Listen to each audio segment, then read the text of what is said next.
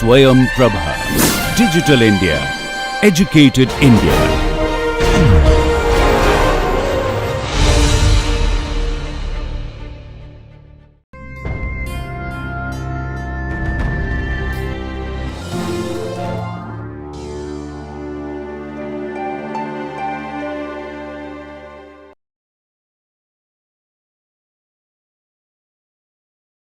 Now, let us say I am interested in 3 sections. One is a channel section,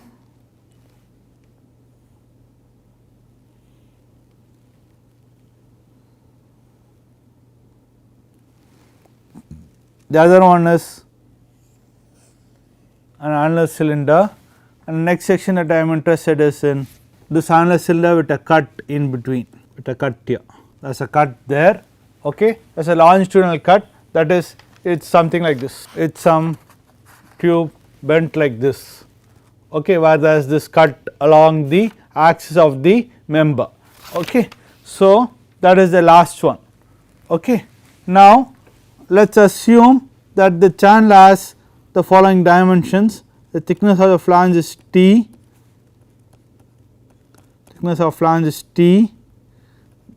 the width of the flange is B, both top and bottom, and the depth of the web is H with the thickness T again, okay. Now, in order to analyze it in one of the forms that we have seen till now, this is an open section again, because there is no continuous flow of shear stresses. The shear stress flow in this case has to be something like this. I will exaggerate the figure.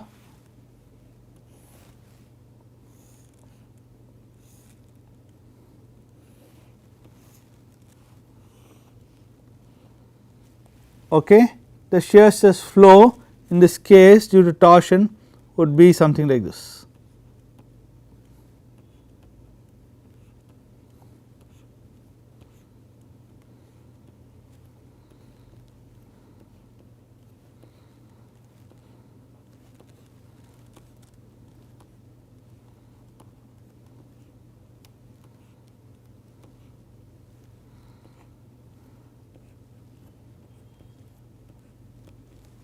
Would be something like that. So, what I can do is I open this section up and consider it as an equivalent rectangular section. This is a simplified analysis, not an exact analysis, but a simplified analysis which will give you a quick estimate of what is the maximum stress that this section will see for a given torque and what is the angle of twist that this section will see for a given torque, okay. So, what I do is I open this up and think of it as being a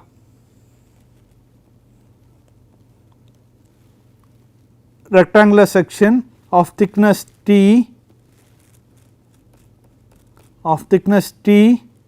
and of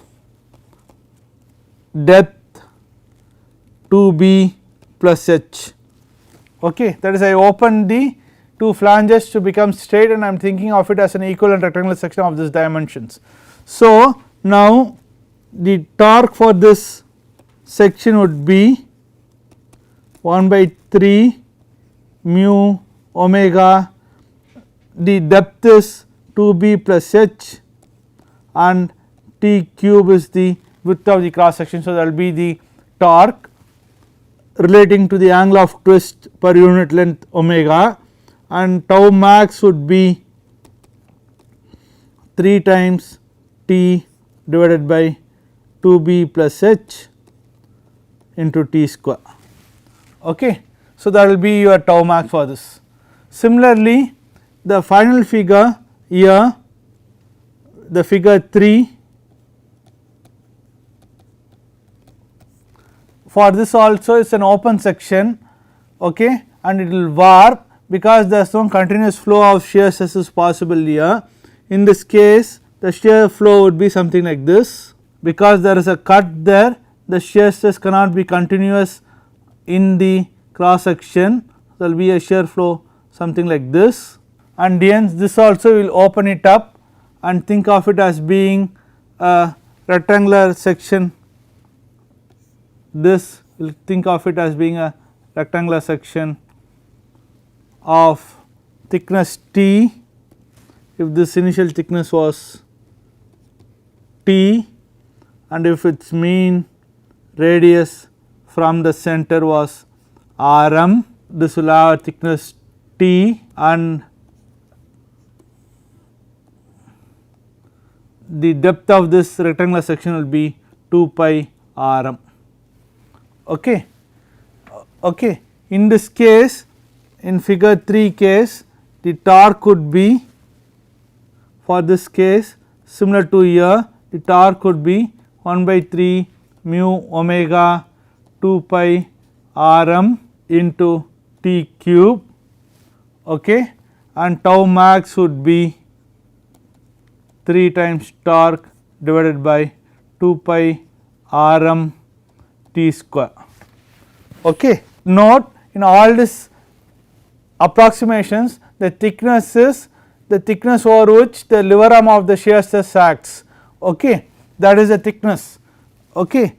It is not because it is thin in that dimension, the shear flow is such that it will go around in the thinner dimension, but not always. Okay. In all this, if I open it up, the thickness is where the shear stress changes its direction. This lever arm between the shear stresses is what is the thickness of the cross section. Okay. So, even here the shear flow is something like this if I open it up, and the lever arm between the shear stresses is the thickness of the cross section. Okay. That is how you have to judge which is the thickness and which is the depth of the cross section. Okay. Now, coming to the annular cylinder here, we saw in the last class that it is a closed section and we saw that the torque is related to the angle of twist by the expression mu j was pi by 2 r naught power 4 minus r I power 4, right. Okay. So, now that is the expression for the torque there, okay. And in this case the shear stress won't go around inside the cross section, on the other hand it will be something like this. At every section there will be a shear stress, there is no point where there will be 0 shear stress in this cross section, okay. There will be all increasing shear stress as you go radially outside from there, because tau is given by T by j into r, okay, where r is a radial distance from the center of the cross section, from the CG of the cross section.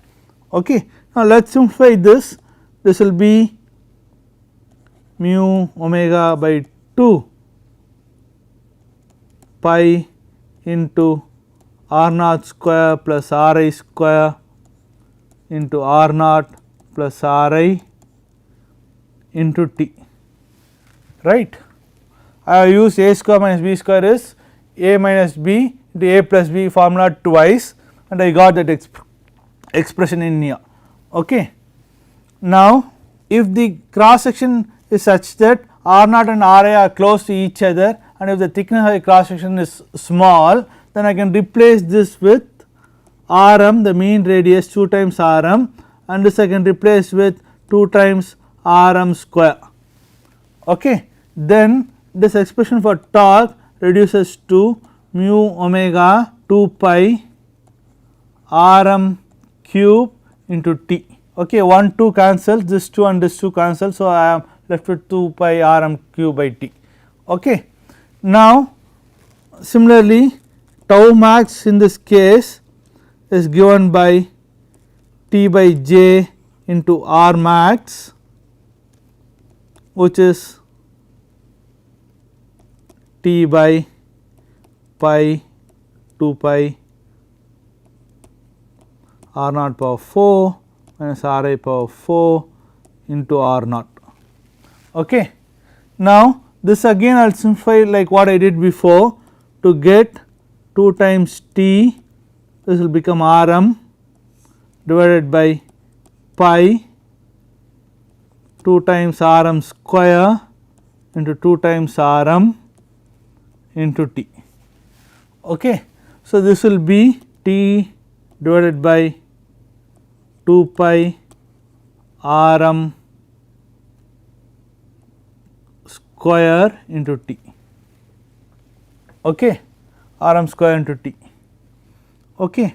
Now, let us compare what happens when you introduce a longitudinal slit in this annular cylinder, that is you got these expressions when you introduce a annular slit, you got these expressions when you introduce a annular slit. It is a small slit, just a hacksaw blade slit into the cross section depth, okay, but the shear flow changes and hence you have such a reduction in the torque required to induce a given angle of twist. Okay. Now, let us say this is with the slit, this is annular cylinder AC and this with the slit. Okay. Now, let us take the ratio of T annular cylinder divided by T the torque required for engineering a given angle of twist with the slit. Okay. What will this be? That will be the ratio of these two, that will be the ratio of this. Okay. So, that will give us 3 times Rm by T the whole square. Okay. So, Rm by T is greater than 1, significantly greater than 1. So, you can see that the annular cylinder torque to engineer a given angle of twist is much greater than, this implies angle of twist, for a given angle of twist the torque required for angular cylinder is much greater than the torque required for a split cylinder. Okay. So, this is because the lever arm changes for the torque to be generated. In one case it is the entire cross section lever arm plays, in other one it is only the thickness of the cross section plays the role of the lever arm. Okay. Similarly, for completeness let us do tau max of annular cylinder divided by tau max of split cylinder. Okay. This will be nothing but 1 by 3 T by Rm is much less than 1. So, this will be much less than 1, which means for a given torque the stress developed in the annular cylinder is much less compared to the stress developed in the split cylinder, okay, which is recognizable because it is going to deform more for a given torque, it will develop more stresses because of that, the split cylinder. Okay.